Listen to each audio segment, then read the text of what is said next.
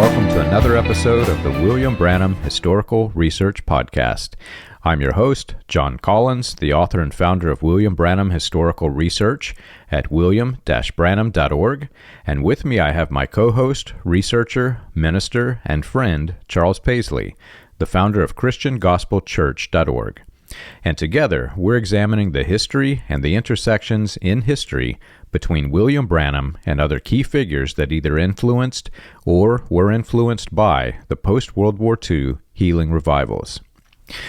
Charles, today we have one of those episodes that I'm just going to get it out in the open right now. It is an embarrassment to me. And you can make as much fun of me as you want during the course of this episode.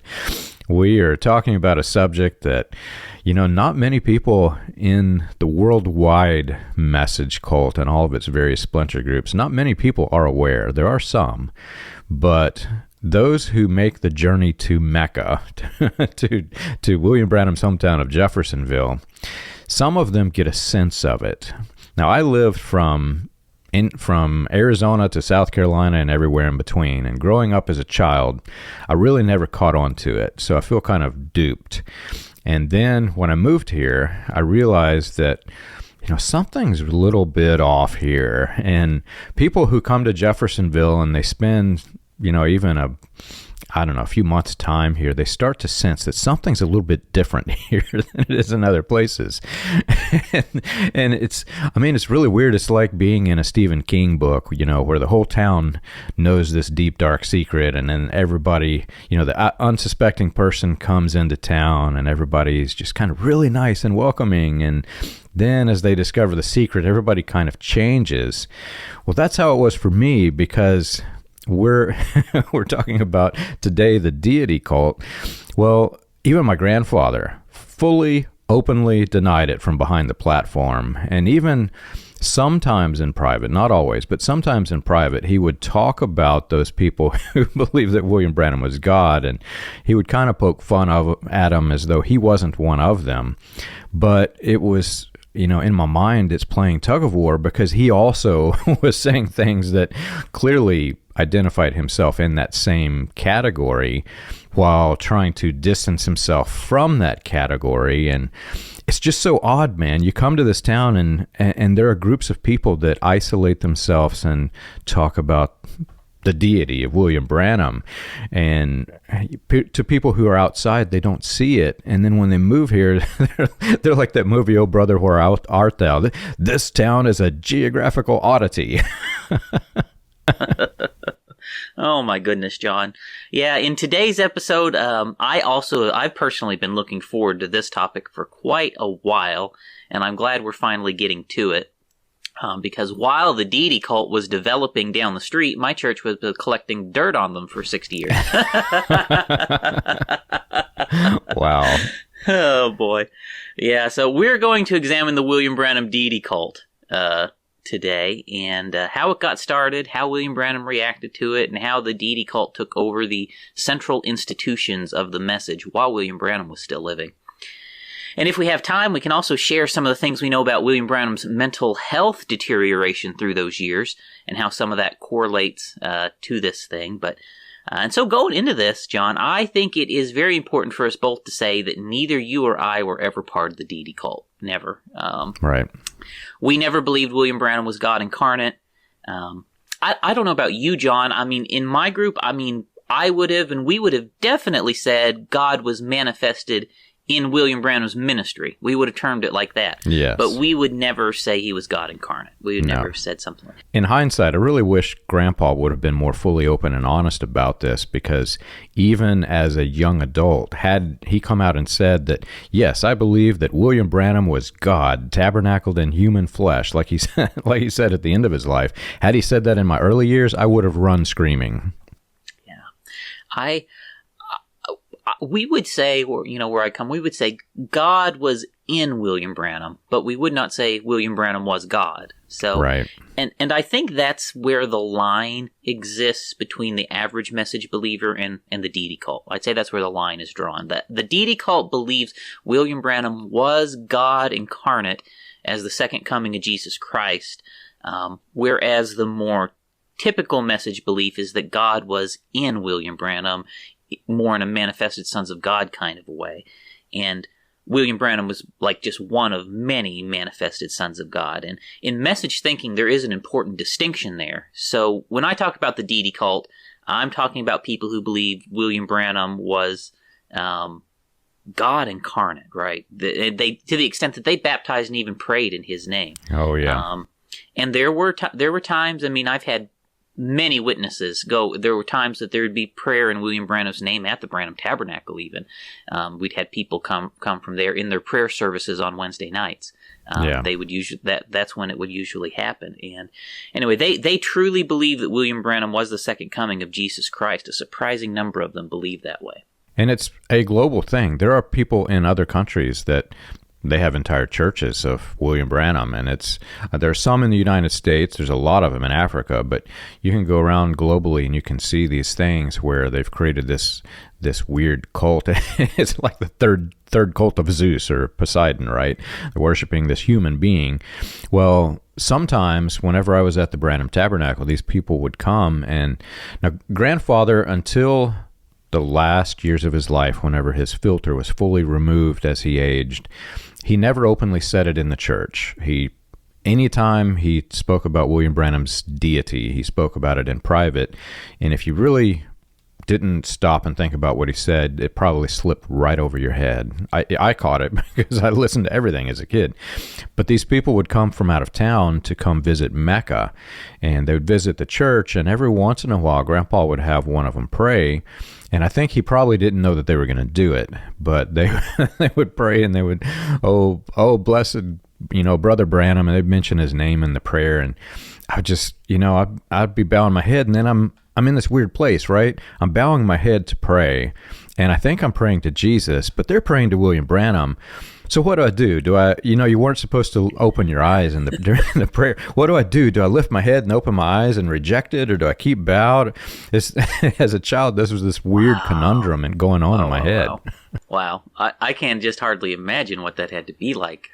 Yeah, you're all praying, and then halfway through you realize you're praying to William Branham rather than to God. Wow, yeah, that's incredible, John.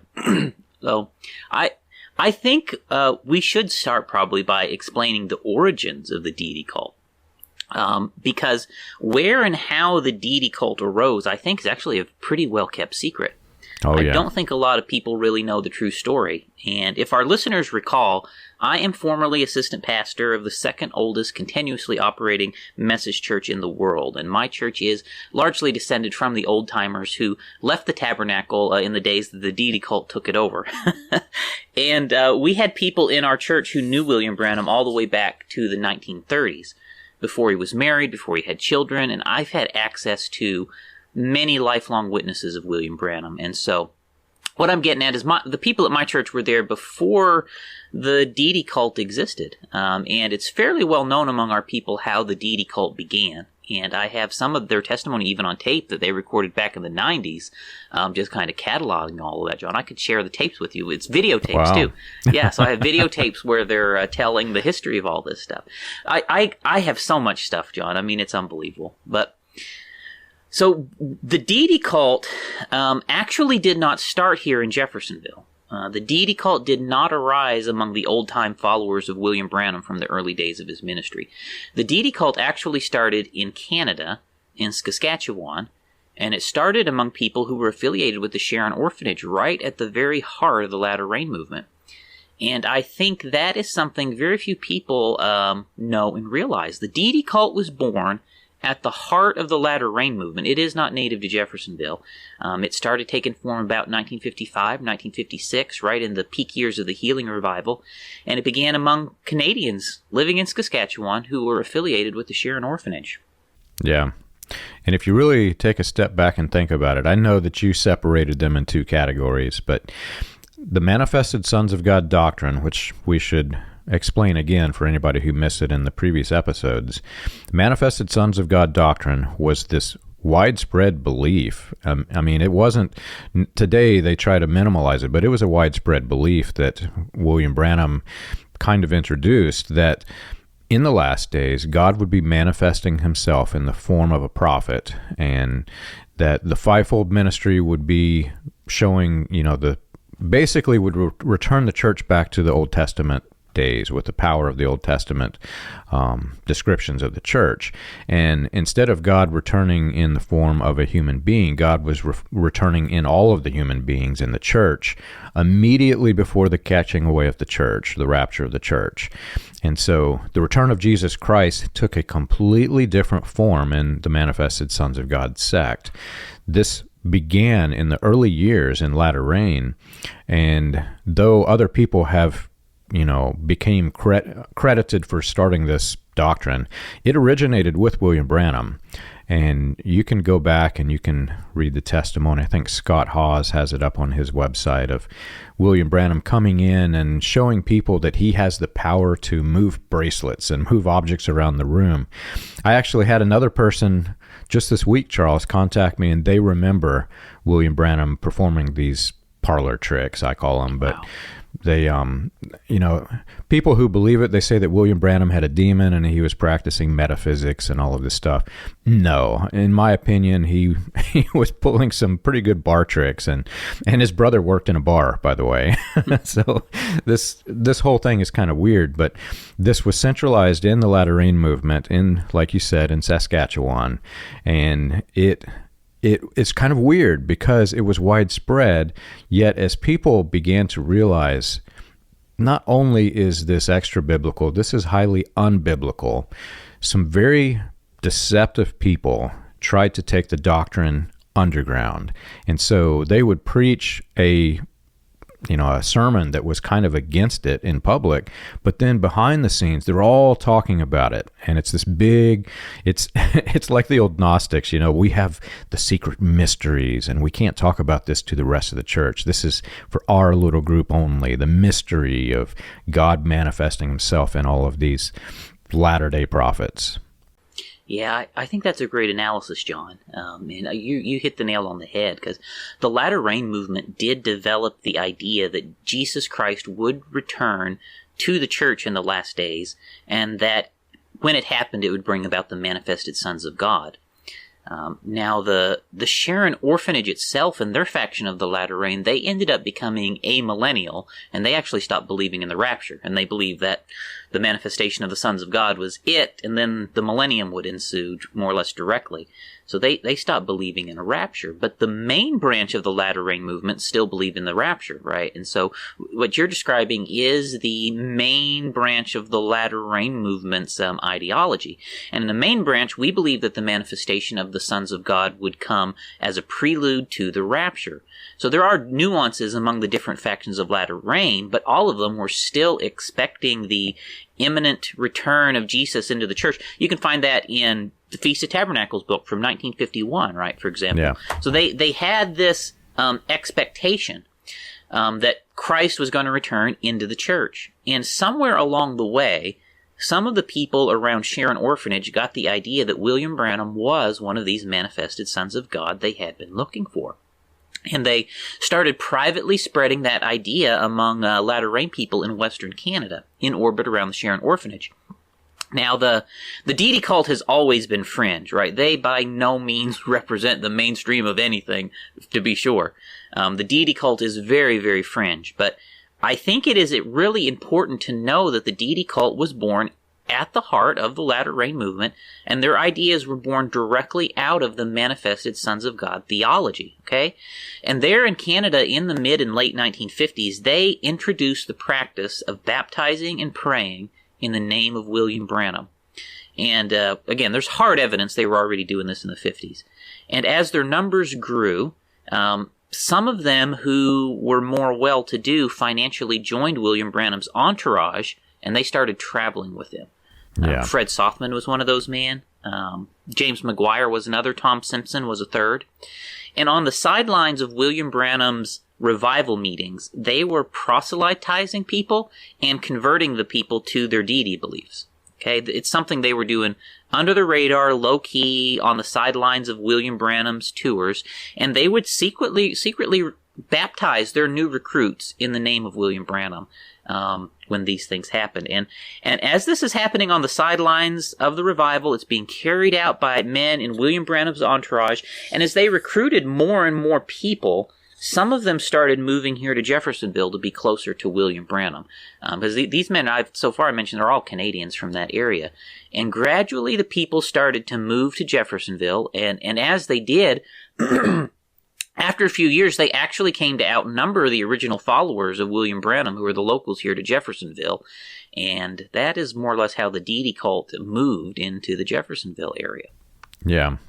And I think it's very important to point out, because people who research this kind of thing, they're looking for a single source of the problem, and there wasn't a one source of the problem. No. The way that all of this doctrine, this weird mess of theology, the way that it developed over time is you had one person over here who's introducing this idea that's kind of extra biblical, and then you have this other person over here that runs with it, and then he adds his own extra biblical stuff, and they're cross-pollinating. They're basically, they've got this fertile ground that's growing fruit, and they're just mixing all kinds of pagan fruits in among this movement that they call Christian.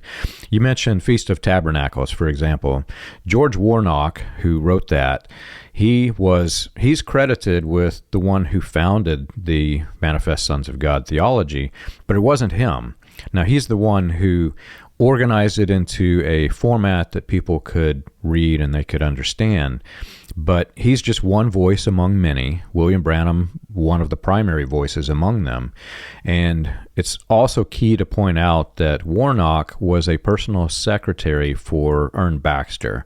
And Warnock joined the Latter Rain revivals, as we've mentioned, I think it was like 1948, right during its inception.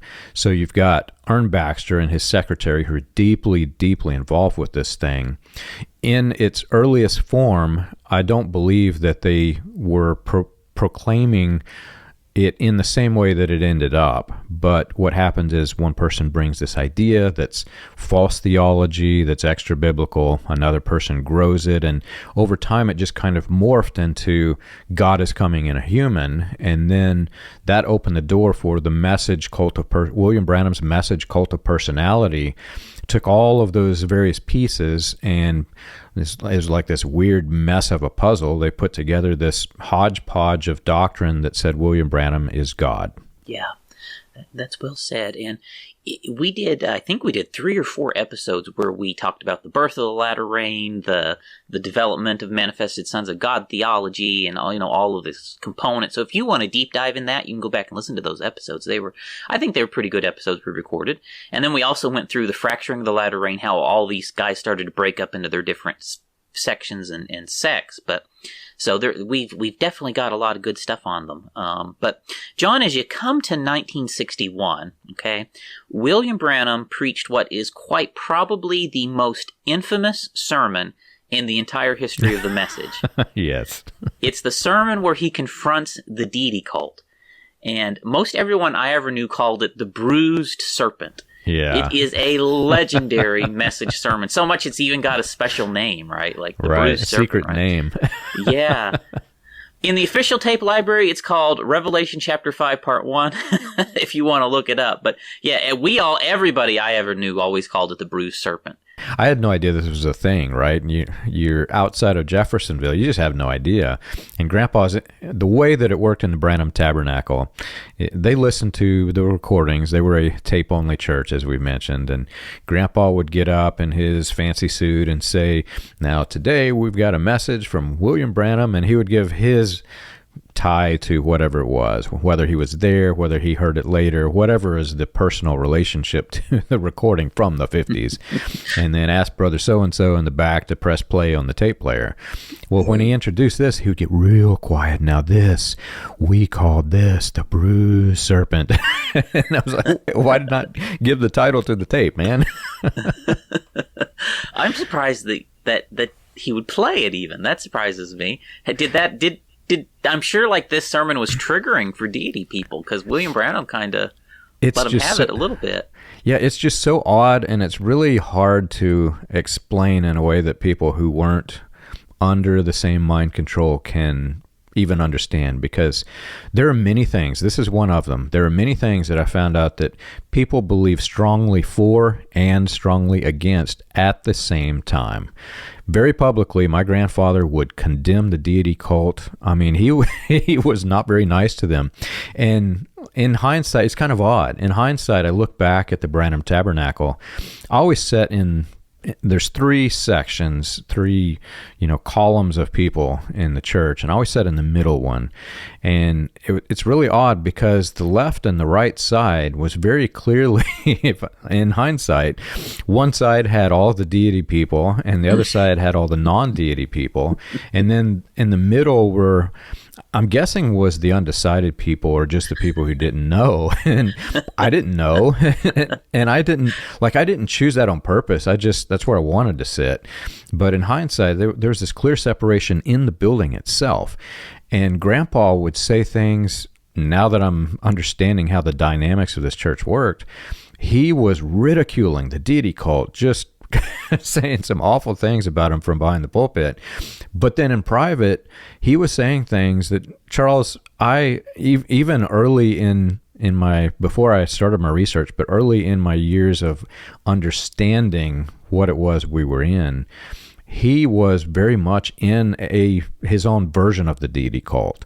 But he would condemn those who were the other people. And I think it was more, honestly, in this area, the people in the deity cult generally tend to be more of those who are, I hate to use the word, but it is a cult of personality. They've got a cult of personality of William Branham's sons in this area. Those people are in that cult of personality versus the others, the other deity cult, they were in the personality cult of William Branham. And you had that weird dynamic. For example, we had a person who every Easter, he would come put these big signs and billboards that said, and I won't give the son's name, but one of William Branham's sons is God, right there.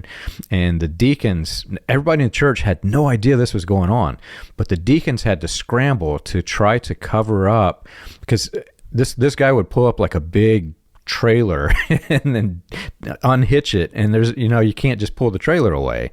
So they would have to go find 100 trash bags and duct tape and try to duct tape the whole side of it.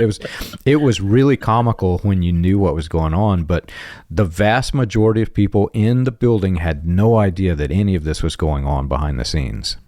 Wow. Okay. So that actually makes some sense to me, because that would explain the division. So it's the people who had decided that the Son of God was the Son of God. Right. That caused that were the different faction among the deities. So I could see how the deity cult could have factions in it that way too. That's interesting. It's splintered just like every other cult. It is a cult, and it's splintered into new cults. Yeah. So I want to point out a few things William Branham said in that sermon. Let me read part of it to you. William Branham said here, reading a quote, he says, "I heard of it a few years ago. I thought it was a joke. And I met a couple brethren, which I don't see neither one of them in the meeting this morning. 2 or 3 of them. One time on a fishing trip, they approached me by the subject saying, 'Brother Branham, aren't you the anointed Messiah, the Christ?' And I put my arms around the neck of both brethren, or all of them, and I said, 'Brethren, as much as I've tried to be a true servant of Christ, I would not that you should say such a thing as that. And if it would ever be said of me, then I will leave the field with a clear conscience, and you who do that will be responsible for every soul that I would have saved during that time, for taking me from the field.' And I thought that ended it. And then I heard about it a few more times, but it wasn't so." So William Branham, that's kind of weird saying there, isn't it? So William Branham is telling us he was aware of the existence of the deity cult for several years before 1961. That's really the only thing you can take away from that cult, from that quote. And he said there he's heard it not just once. He said he's heard this thing multiple numbers of times, that the deity cult existed. And this thing, notice how he says it, this thing also happened where? On a fishing trip, right? Just think about that. William Branham only took his inner circle on his hunting fishing trips, right? And as he preached the sermon, he's looking around, right? Said, "I don't see them sitting here this morning," right? He's in Jeffersonville. So again, very clearly here, William Branham is describing men in his inner circle as being in this deity cult. So make sure you catch that from the sermon. And again, to be clear, John, William Branham in that sermon was talking about Fred Sothman, James McGuire, and Tom Simpson. Okay, those are the three men William Branham is referring to coming to him on that fishing trip. And again, I know this because our people were there when all of this happened. I have known the eyewitnesses even of the people. So these people all went to William Branham's house afterwards, and I know eyewitnesses that were at that meeting too. So anyways, Fred Sothman, James McGuire, and Tom Simpson were the ringleaders there in the early deity cult coming out of the 1950s. But there were quite a few more besides them in the deity cult who had all been baptized in the name of William Branham. Yeah, and I have to laugh now that I know everything that was going on whenever I hear that quote, because William Branham is openly, publicly condemning anybody who believes that he is God. And he's aware that he's surrounded by a bunch of people who believe he's God. And he has insinuated for several years. He's not come out and said it, but he has insinuated, and if you follow his logical conclusions, you can only logical conclude that he is the God manifested in the form of William Branham. That's what he wanted you to believe. But then he would say things like this, and there's a reason why. Remember, we've talked about how everybody has kind of pulled away from William Branham, and they're saying that he's starting his own cult of personality, and he's following the error of Dowie, is how they put it. So, and those people are buying these recordings. So this is not a statement being made for the people that he is speaking to. This is a statement being made to all of his opposition who are aware that he is starting a cult of personality, so that when they get the tape, they're going to say, oh, well, he's rejecting it. He's affirming this. Maybe we can have him back in our church. That's why it's happening. I never will forget, and I won't give his name, but you may or may not have mentioned him already. I met this person one time, and they told me that no matter what I did, whether I was against William Branham, for William Branham, they talked to me and they explained to me that it really doesn't matter because God has already came and left. And we're now living in the new millennium because God has walked the face of this earth, and it's all over. And I'm like, what? And he said, yeah, you can do whatever. You can go be a drunkard and go have sex. I can't remember how he put it, but it was shocking to me that wow.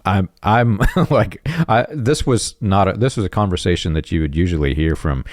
So you can do anything and it's okay now because Jesus came. Yeah, that's what he said. It was the most shocking thing I ever heard, right? I don't really talk that crude, but this person did. And they said, I was there in Shreveport whenever I saw God on the platform in that man. And William Branham is saying this on recording again for his opposition, not for the people that's actually in the building. And then in Shreveport, we've mentioned it before that he says this, but after convincing his cult of personality that he's Elijah, in Shreveport, he says, but the Elijah of this day, and Charles, we all know who he's talking about when he says the Elijah of this day. The Elijah of this day is the Lord Jesus Christ. And he goes on to say, not a man, but God in the form of a prophet. So in Shreveport, to these people in this building where his opposition must not have cared whether or not they got this recording, because he is saying, I am God. Another thing I think we've got to point out is that William Branham put the members of the deity cult in charge of all of the key institutions of the message. Okay. Yes. He did that while he was alive.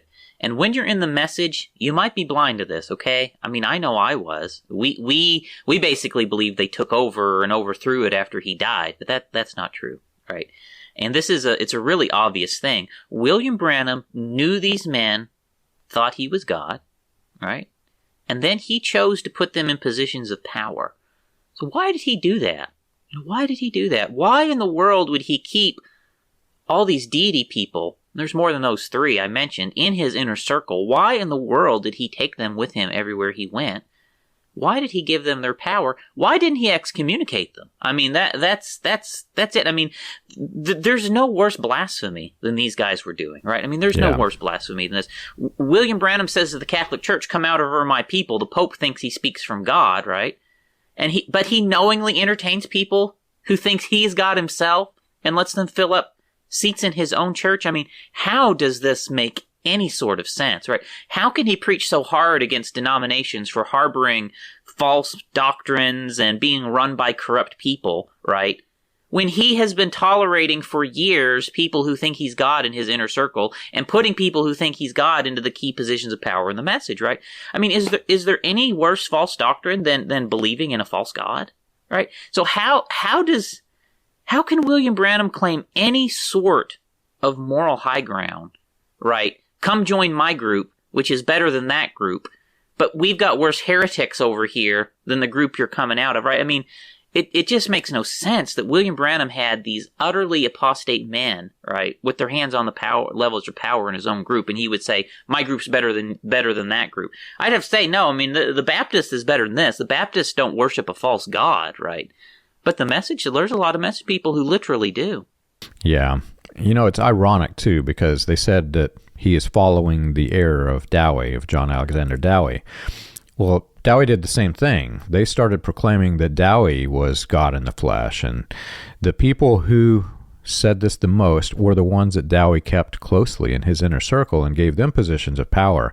Because if you think about the control, the authoritarian control of a cult, it's like a pyramid scheme. You've got the central figure at the top, and then you've got all of these enforcers, and then the rank and file members. Well, if you get enforcers who think you're God, there is no greater authority over them. They believe you are God.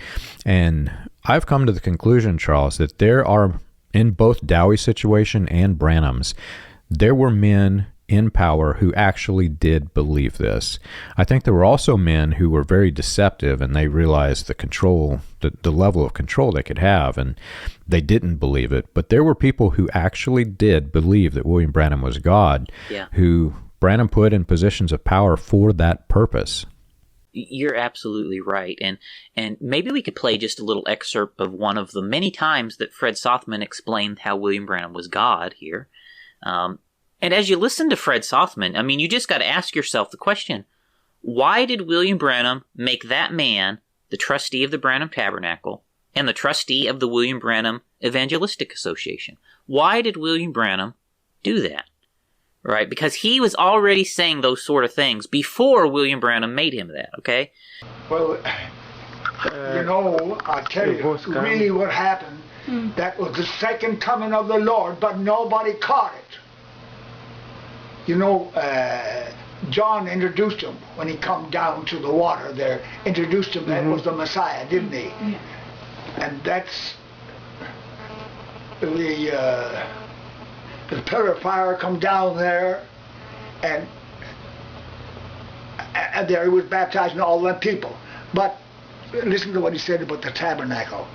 He said, where John the Baptist was baptizing, now everybody thought Brother Branham was John the Baptist.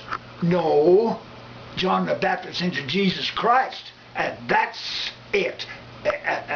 And Brother Branham was the one, hay balers like me, that introduced him, but he was God, nothing short of it. Fred Sothman's the guy who headed the organization that became Voice of God Recordings.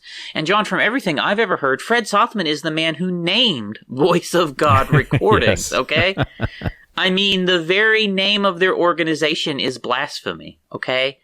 William Branham gave that man sole rights to reproduce his sermon recordings. So, why did William Branham do that? It just blows your mind, right? Because there's only a bad answer to that question, right? Yeah. There's only bad answers to that question. If William Branham gave the deity people control knowingly, then he is just as guilty as they are, okay? And that is actually what happened. William Branham, knowing full well who those people were and what they believed, gave them total control over the key institutions of the message while he was still living. Yeah. Even after the Bruised Serpent, the Bruised Serpent sermon, he gave them even more power. And even if you look at the other people that William Branham put into control, you've got Leo Mercer and Gene Goad, who we covered pretty thoroughly in the Homosexual episode that we had on the podcast.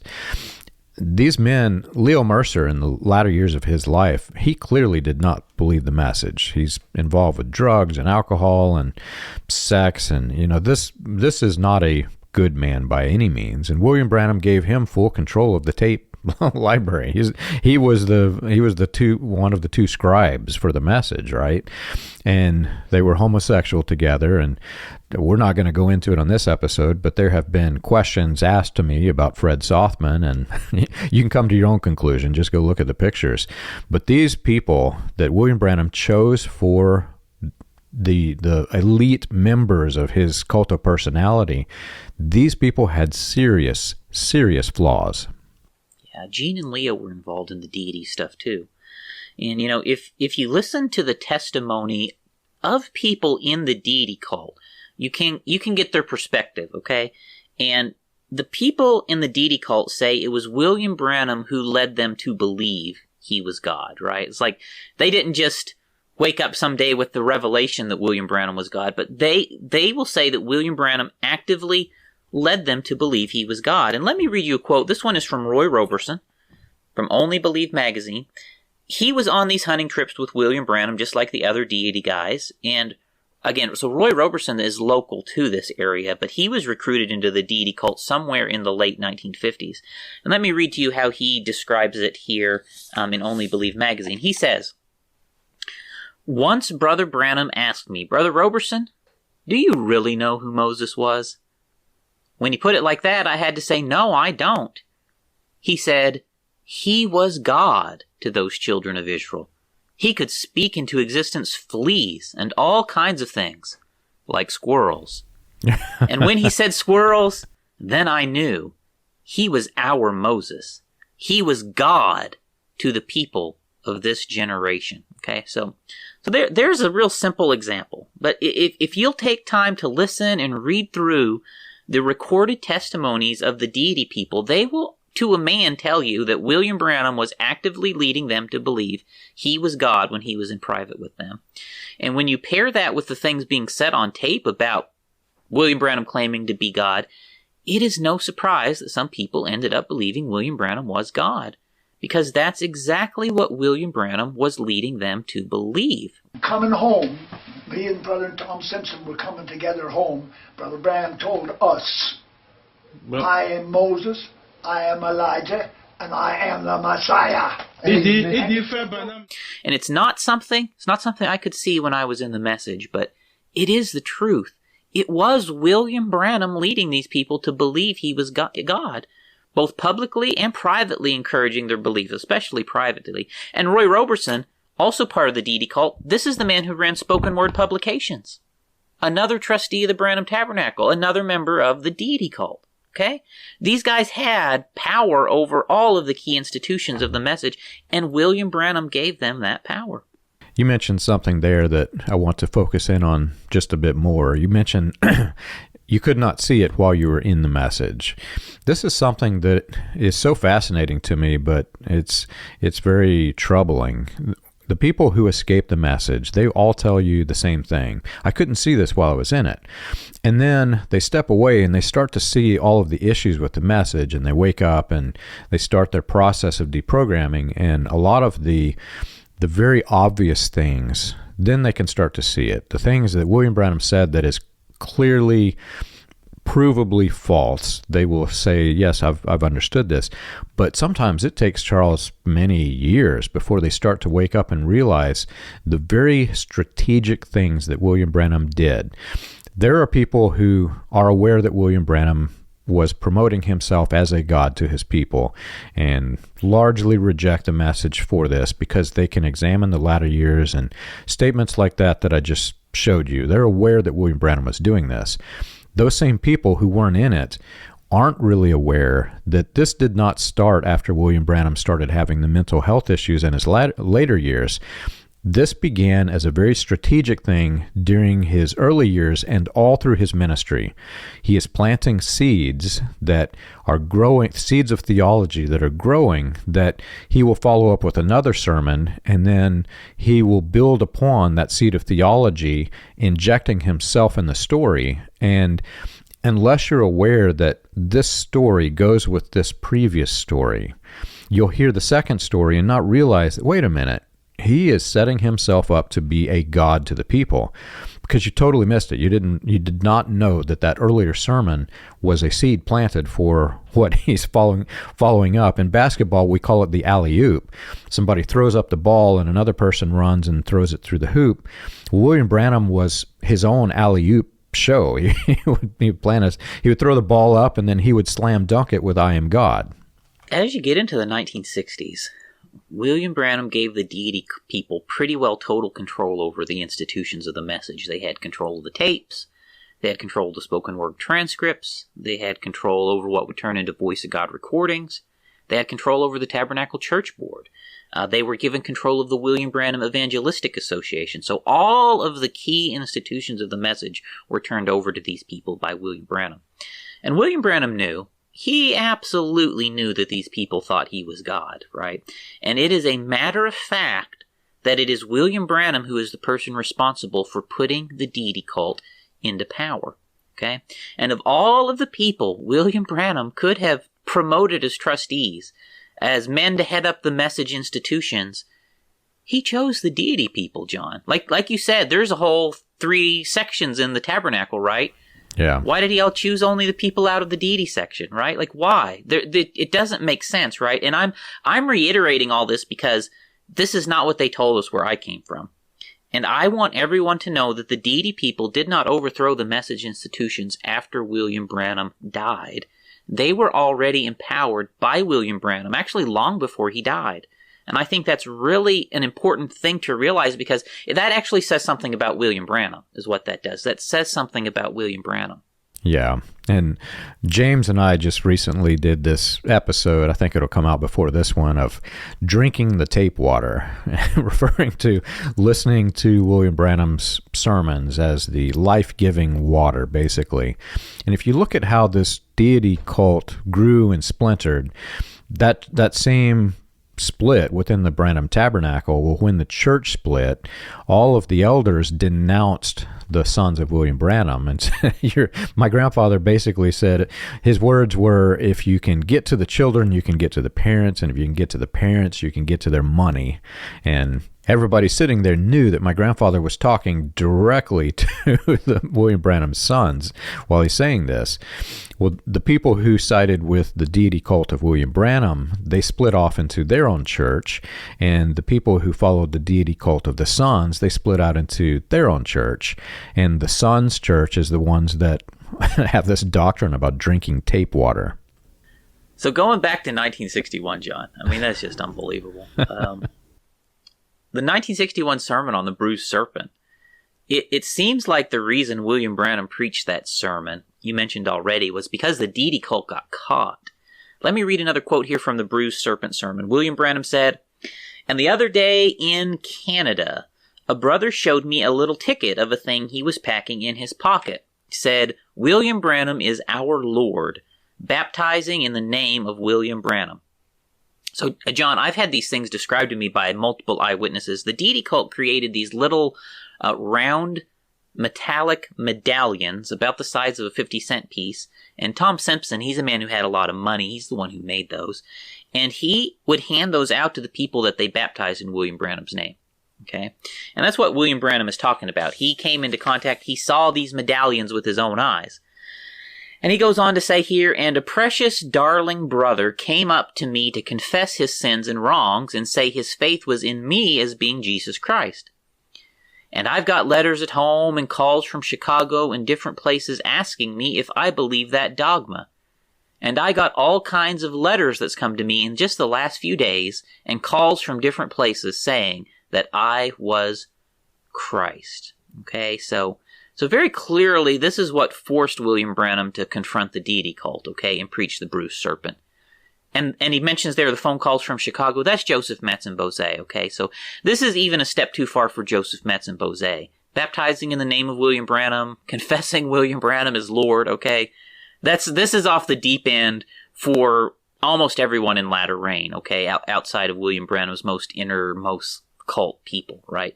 Even for Joseph Metz and Bozé, who had stuck with him through all of those splits, this is too much, okay? And it puts William Branham in a bind, okay? It forces him to publicly denounce the deity cult.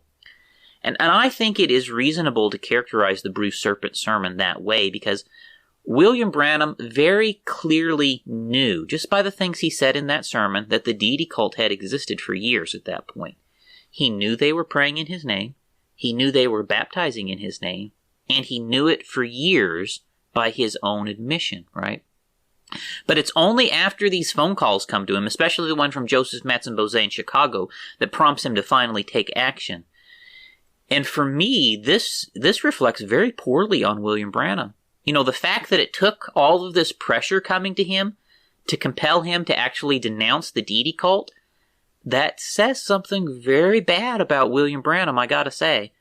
He should have denounced and excommunicated these people the very first time he heard they were baptizing in his name. Whether he thought they were joking or not, in Christianity, that is not something you joke about, okay? You should be excommunicated even for joking about that, you know, by Bible, you know. So they should have been excommunicated immediately, not years later when people finally pressured him to do something about them. Yeah.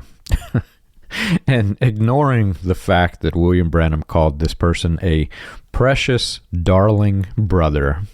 Actually, who no. believes I'm God. Actually, no, I'm not going to ignore that, Charles. I want you to go to work on Monday, and I want you to find somebody who's one of your coworkers who you're aware is a Christian friend of yours. I want you to go in front of everybody else in the room and put your arm around him and say, "This is my precious, darling brother." Oh, my goodness, John. My wife and I had this conversation with somebody recently. We had ways of talking about other people in the cult that aren't normal. Not by any means. I can only imagine what would happen if I were to do this. Now, in today's world, you know, there are levels of politically correctness that you have to adhere by, and everybody would say, oh, that's fine if you two do this. But back in the time in which William Branham is saying this is a further red flag for everybody who is in fundamentalist Christianity. William Branham, he's calling this person a precious, darling brother. But Charles, here's where it gets really, really, really scary.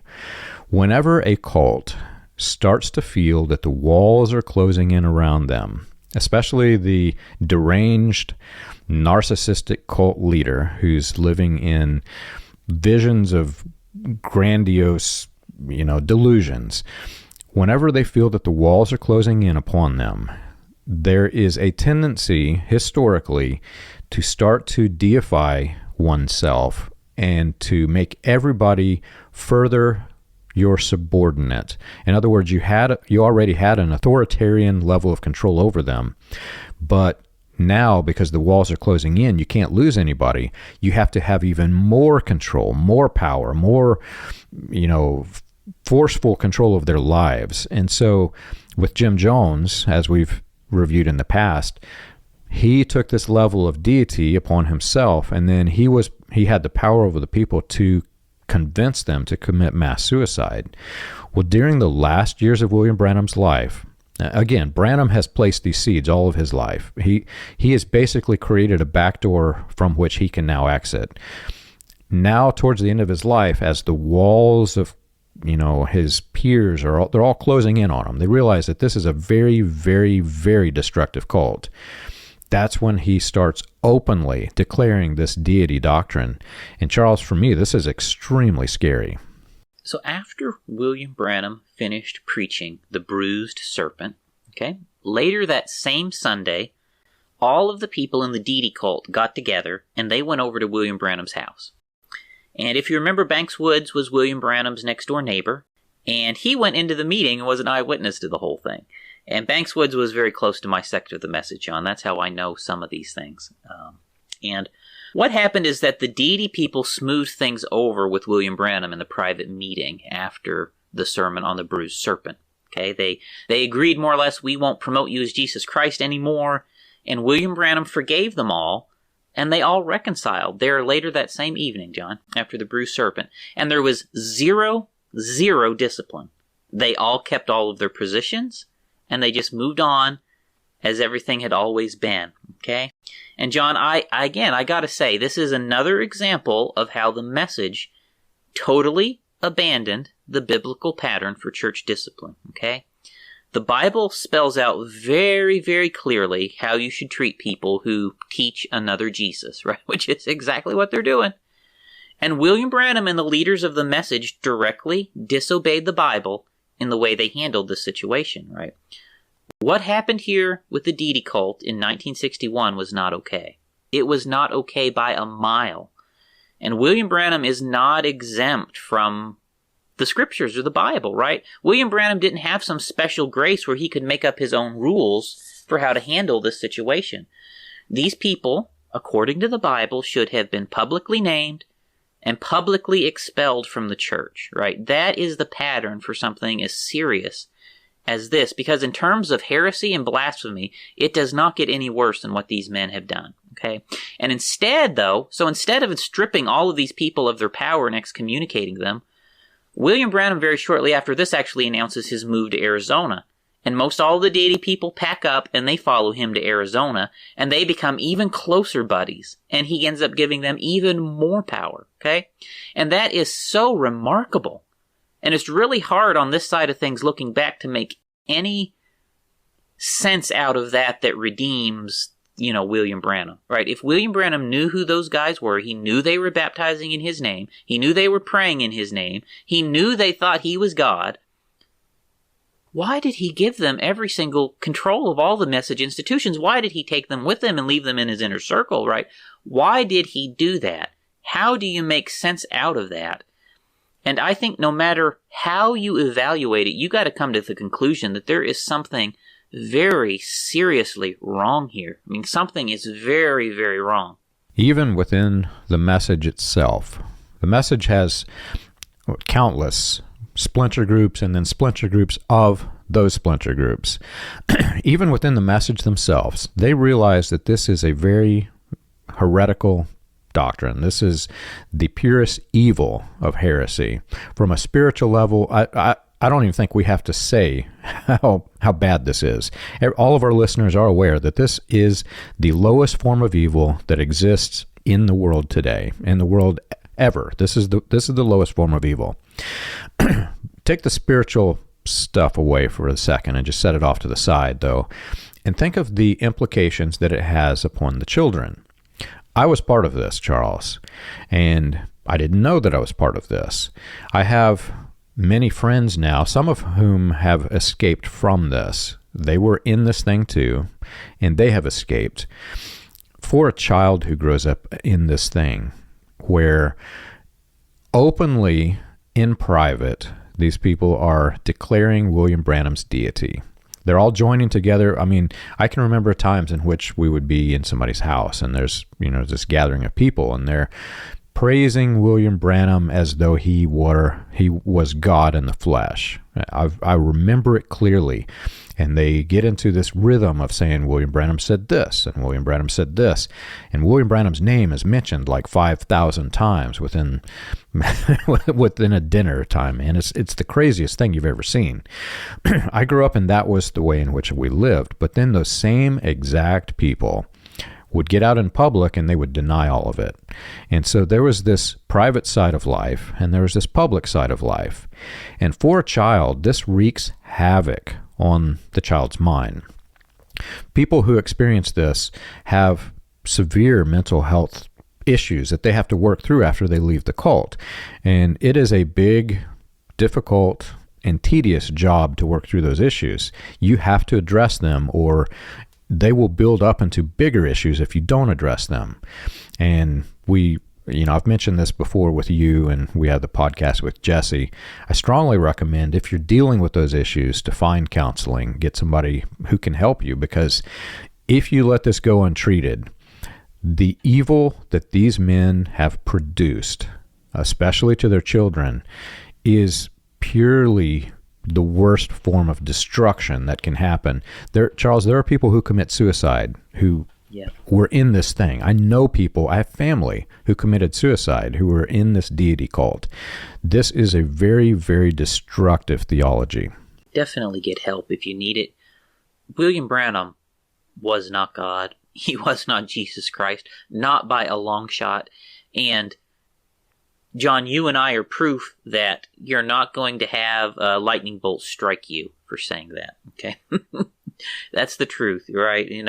And God is actually going to love you when you turn around and throw that thing in the trash and start worshiping the true God. I mean, there's my preacher hat for a second. So, anyway, so now that we're outside of the message looking back, John, I can see that William Branham gradually introduced the idea that he was God in his sermons. He did it gradually.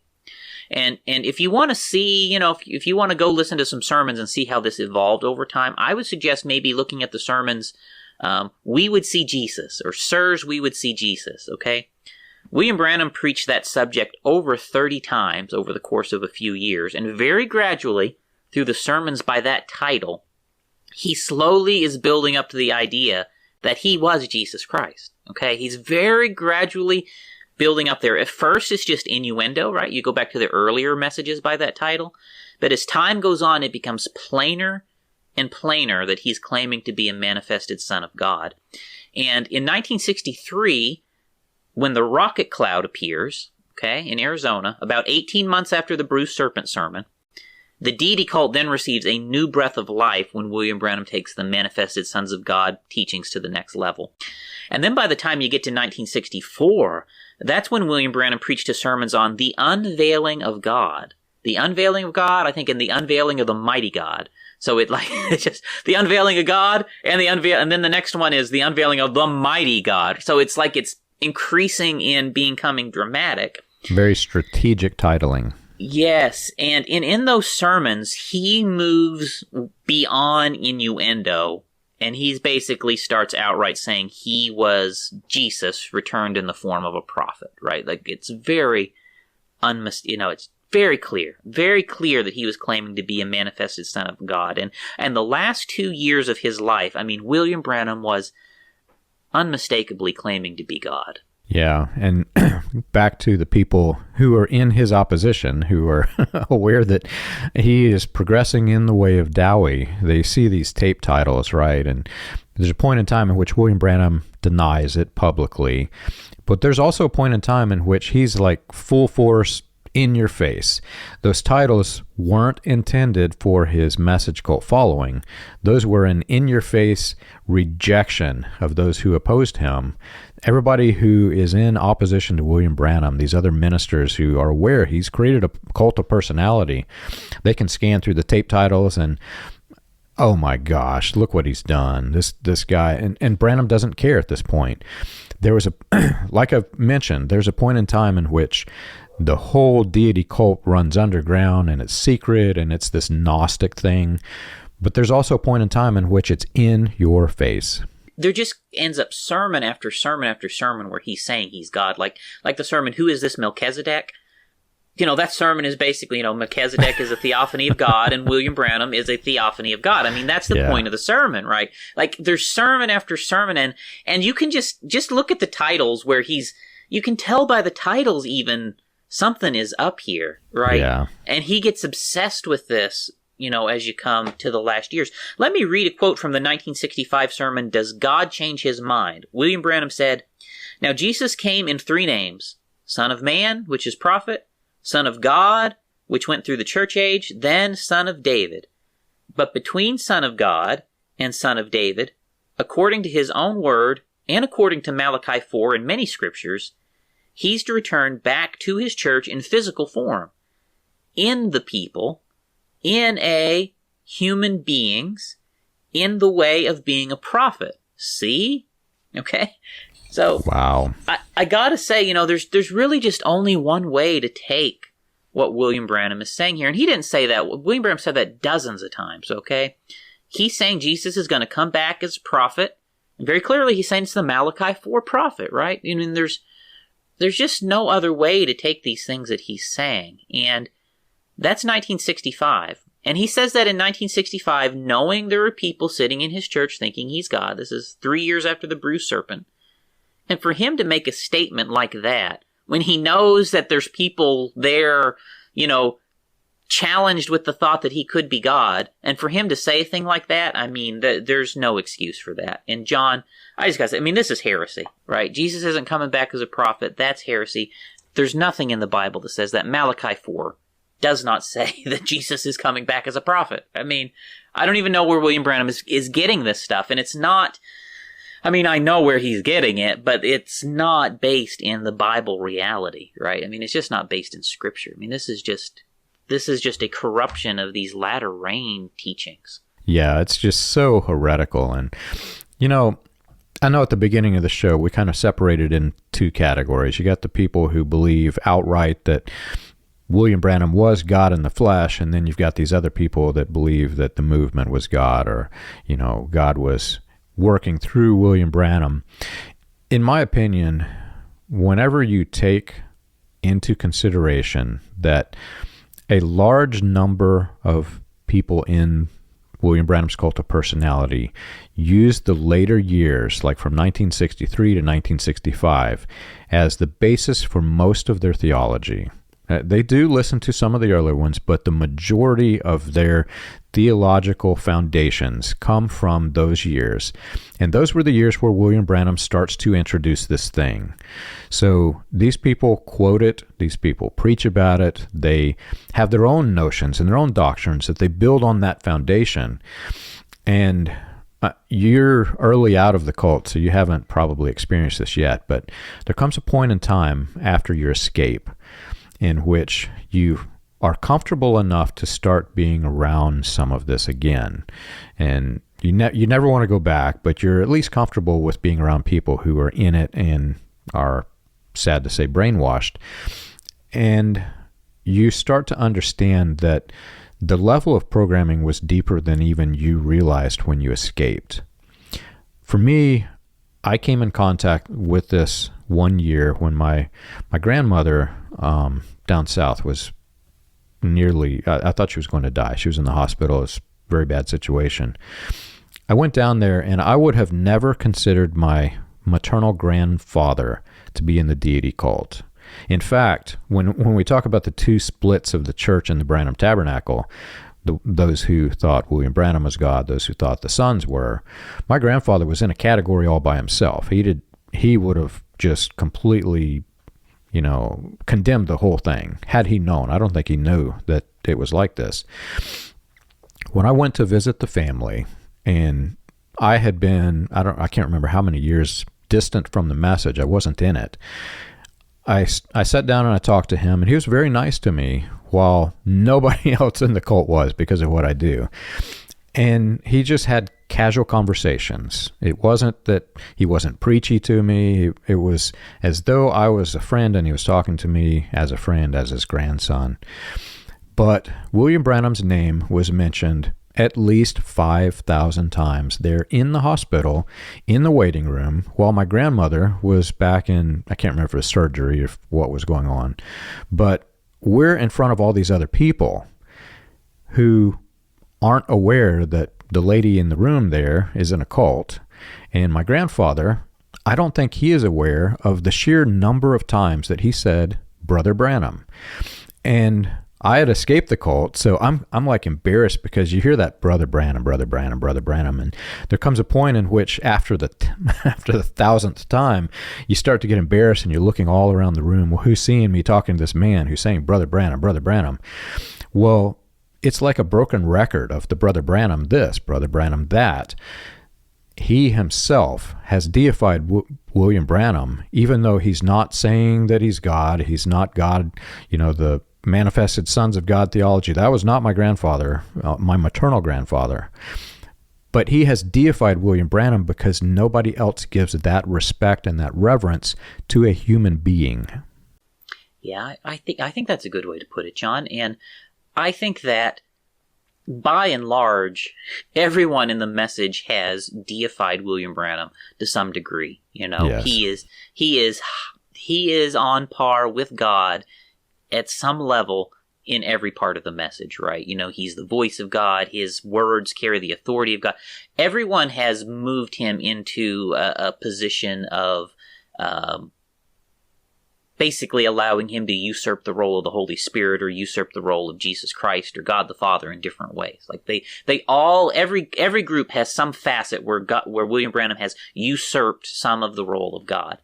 The deity cult, as I think of it, are the people who have gone all the way to the point of baptizing and praying in his name. Like they've gone whole hog and they're more or less halfway open about it. But you're right. I mean, the whole cult is somewhere along the spectrum of getting to that spot where they're not all the way to baptize, pray in his name, and outright say he's God, but they're just a step or two behind. And there are other roles that belong to God that they've definitely usurped and give to William Branham.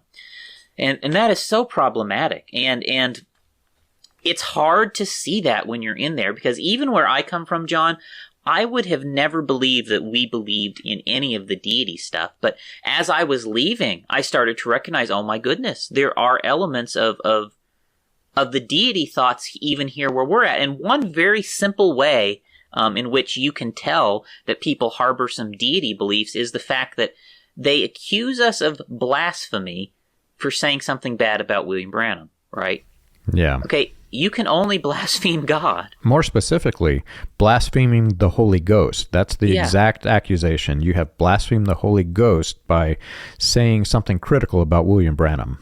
Right. So how can we commit blasphemy against William Branham? You can't blaspheme prophet. You can only blaspheme God, okay? Yeah. So they very clearly in their minds at some level are equating William Branham to God, right? Yeah. Somewhere they have crossed the line into deity.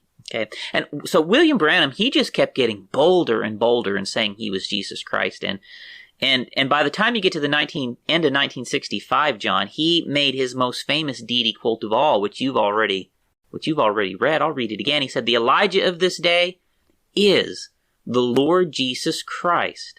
Okay, the Elijah of this day is the Lord Jesus Christ. He's coming, according to Luke 17:30, is the Son of Man to reveal himself among his people, not God, not a man, God.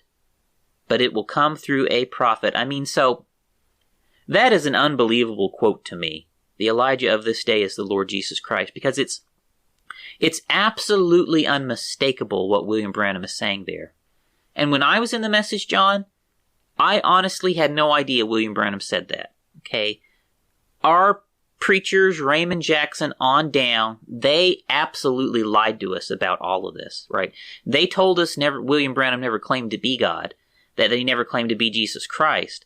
They always blamed the deity people for inventing all those ideas, but that is just not right. William Branham absolutely taught the people that he was Jesus Christ, right?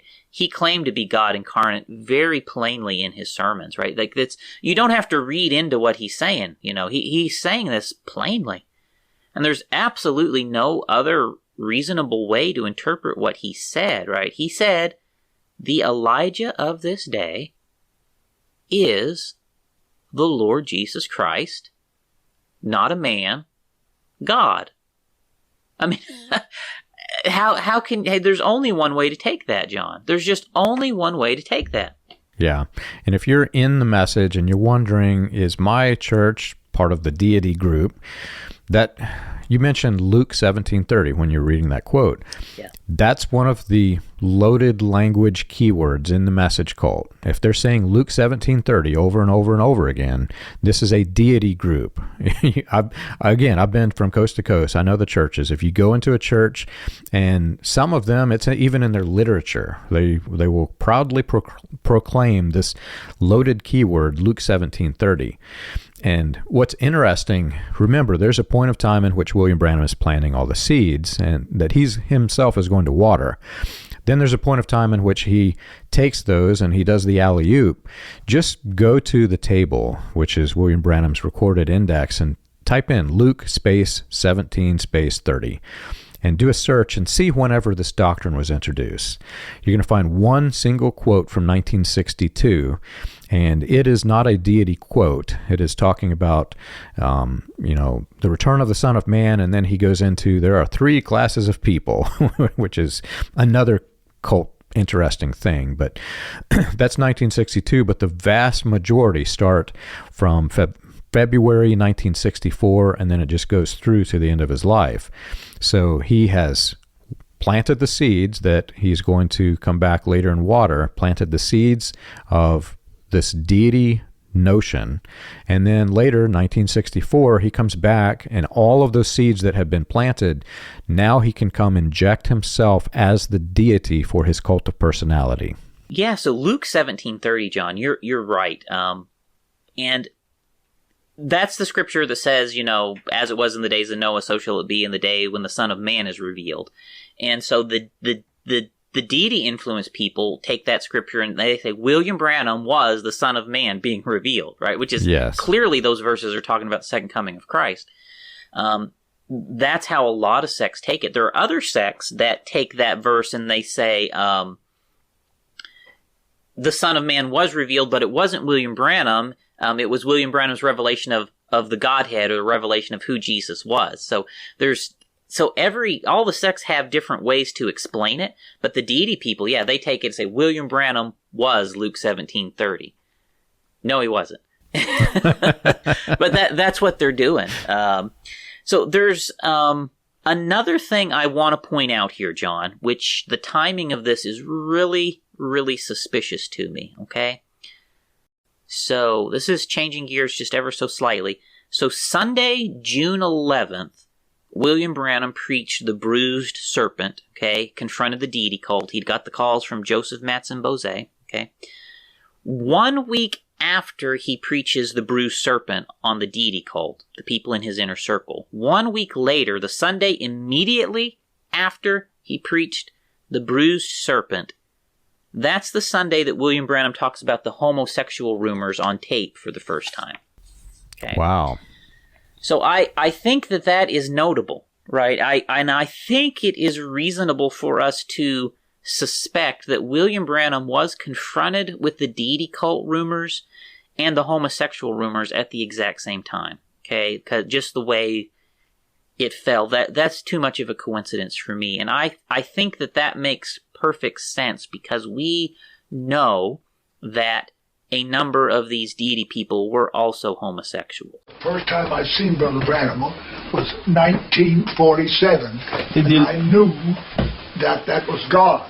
Et la première fois qu'il a vu Frère Branham, c'était 1946, 47, et qu'il a su que c'était Dieu lui-même. And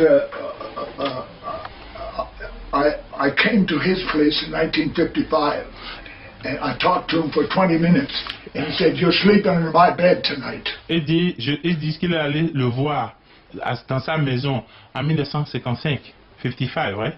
Yeah. Et dit, I spoke to him about 20 minutes, and he said, "You're sleeping in my bed tonight." Il a parlé pendant 20 minutes, il a dit 7 nuits, tu dors dans mon lit.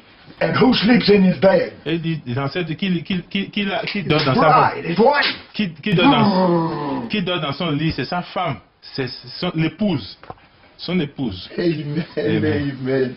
I believe that. If you can get your mind out of message thinking and just think about these things clearly, right, in a clear-headed way, okay, and just read William Branham's words with the message glasses off, okay, it's pretty clear in those two sermons that William Branham is admitting that some of the people in his inner circle think he is God, and that at least 2 of them are homosexuals, okay?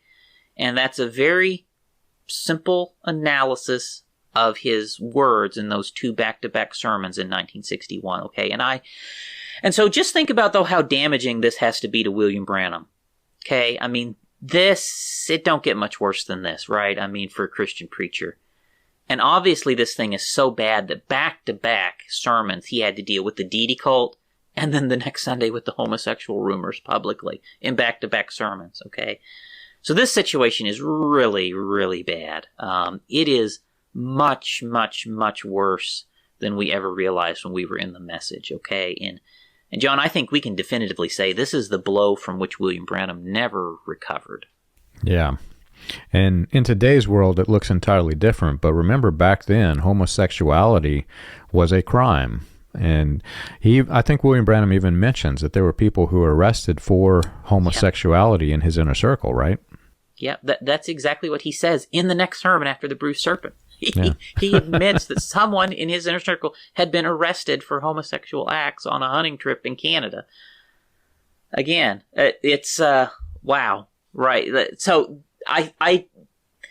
it's very hard for me to see a way to say, well, that's not connected. There's some connection there, obviously, for him the way he talked about it that way. And so, John, let me also point out that Paul Cain and T.L. Osborne and Kenneth Hagin and Derek Prince, they all stayed connected to William Branham through this, okay? We're going through the craziest, the deity cult. We're going through the homosexual rumors coming out, right? These guys are all still holding joint appearances with William Branham to the very end of his life through this, okay? They knew about this kind of stuff. And Paul Cain, I'll be honest, I think Paul Cain was in the deity cult himself, personally. Yeah. T.L. Osborne, we know he said William Branham was God incarnate at his own funeral. I mean, so what do you do with that? What do you do with that? And men like Kenneth Hagin and Derek Prince, I mean, I know the man who was personally given Kenneth Hagin message tapes in those years, okay? Kenneth Hagin had the tapes of all of this. I know that. I know the man who gave him the tapes, okay? These guys knew this stuff, and they played along with William Branham to the very end of his life knowing all of this stuff, right? This is probably the time that they might have wrote down their prophecies and stowed them away in some drawer, right? But they never said anything. They never did anything, right? And here in Jeffersonville, nearly every single old-timer knows a whole lot of intimate details about the Bruised Serpent. I mean, everyone knows about what we're talking about here in the Jeffersonville area among the old-timers. They know the names, they know the people, they know what they did. So I just want to point that out. This is not a secret among the old-timers in this area. When you take a step back and you really think about what the fruits are, the Bible says you can examine the tree by the fruits that it bears. The fruits of this movement were that William Branham would become deified as a false god. No two ways about it. That is clearly what happened, and there is no denying it. You can go on the internet and you can search William Branham God, and you'll find these churches who are openly declaring that William Branham is God, openly. You cannot deny that is the fruit that was bore from this. And then if you take a snapshot in time from 1947, whenever this latter rain thing started, to his death, and beyond, like you said, T.L. Osborne, right there in the funeral, he's saying that he's taking the stance that my grandfather did. He was God tabernacled in human flesh. And William Branham, this is a deity statement. Normal people do not say this kind of thing. And preachers who are Christians, who would have been there during the funeral, if they were not part of this message, they would hear this and they would say that's blasphemy. No two ways about it. That is blasphemy. And like you said, this was a movement that kind of evolved into something else, and it splintered off into these various groups, some of which did believe that God was in human form. But in my opinion, they're all one and the same. They came from the same tree. And if you examine the fruits of that tree, you can see exactly what this thing was. What I am not sure about personally in all of this is I'm not sure if William Branham was really trying to say he was the literal second coming of Jesus, or if he was trying to stick within the more standard latter-rain manifested sons of God teachings, where he was just one of many people manifesting Christ, right? I am genuinely not sure what exactly he was driving at there, right? Because obviously in the message, we all have different takes on this, right, John? Because we come from different places. And so yeah. I still kind of lean towards, him trying to say he was one of many manifested sons of God, and he was one manifested son of God manifesting Christ. And, I think to people outside of the cult, this is probably a distinction that don't even matter. It's all heresy anyway, right? But yeah. In the cult, this is big, right? This is a point of distinction that matters deeply to people inside the cult. But I kind of lean towards William Branham claiming he was one of many manifested sons of God, rather than claiming to be the singular return of Jesus Christ, right? Like classic manifested sons of God theology is Christ is returning in the church, and then the whole church manifests Christ. So it's Christ coming in the church corporate rather than in a single individual. And I personally still tend to think William Branham was aiming at the return to the church corporate rather than him singular, but the church corporate with him in charge. Yeah. I think you can take his quotes either way. Yeah. I've ended up in a different place, and there's this weird thing, this weird dynamic between you and I. I've been escaped from this since January 1st, 2012, and like you, I'm a studier. I like to know what's under the hood of this car, this jalopy that we were in. One of my favorite movies is the Batman with Michael Keaton, the first one. The ones after it with Michael Keaton, I'm not a big fan. But that first one was really good. And Jack Nicholson has this scheme to take over Gotham, and people can't figure out what's going on. All these people are turning into Joker face, right? And Michael Keaton, Batman, Bruce Wayne, puts together the fact that it's this chemical compound, and if you get the lipstick, it's not going to hurt you. But if you get the lipstick and the hairspray, whatever combination you get, when you mix those chemicals together, it just turns you into this Joker laughing face, and that's how Joker's trying to take over Gotham City. Well, we have examined many cases in which William Branham is doing exactly what he's the Joker, man. He's doing exactly the same thing. Christian identity. If you take the serpent seed doctrine and you mix it with the high breeding doctrine, put those together, you've not got Brand X, like Joker said. You've got the Christian identity doctrine, the full and complete Christian identity doctrine. At the time in which William Branham says, "Not a man but God, he'll come in the form of a prophet," that is during the same exact time period in which William Branham is claiming falsely God only sends one prophet per age. Those two doctrines, put them together, and you've got the chemical compound of I, William Branham, am God among you. I was a little shocked. I was reading the Bible, and I was trying to piece together a timeline of the Bible one day, and I did a search. You can do it too for King Darius. Do a search for Darius in the Bible, and you're going to find all of these prophets who are prophesying during the time of King Darius. And there are other kings that you can do this with, but you'll find major prophets, minor prophets. They're all prophesying about the same time, especially during the Babylonian occupation of Jerusalem. All of these prophets are together at the same time. And William Branham brought this false theology that there is no two prophets on the earth at the same time, ever. He says this. And he is specifically saying that because he is trying to introduce the notion that there's only one prophet per age who, oh, by the way, is me, William Branham, and one prophet in the last days is God, who, oh, by the way, also me, William Branham. Like the Joker, put them two together, and you've got, I, William Branham, am declaring that I am God. It's something else, John. It is something else. And there's so much more we could say about the Deity cult, honestly. I mean, in one sense, we barely scratched the surface, John. Yeah. But I think we've given our audiences a pretty good idea of what was happening in the Deity cult in the 50s and 60s and William Branham's relationship and reaction to it. And I think we're out of time to talk about William Branham's mental illness, unfortunately, in this episode. And I wanted a full episode of that anyway. I hate to leave our listeners in suspense, but we're going to have to wait on that till next time. But let me read just one quote, and I'll tease that just a little bit here, John. Or maybe you come back next time, we'll delve into this a little deeper. But just two sentences. This is from the 1961 sermon, The Bruised Serpent. William Branham said, "My place is up for sale. I just can't stand it. If I stay around, I'll go completely stark mad. And I ask you to pray for me." So with that quote, we have a pretty clear indication in William Branham's sermons that he was suffering some sort of a mental break as these homosexual deity cult allegations were coming to the surface there in 1961. And so, yeah, come back next time. We will explore the full lifespan of William Branham's mental health issues.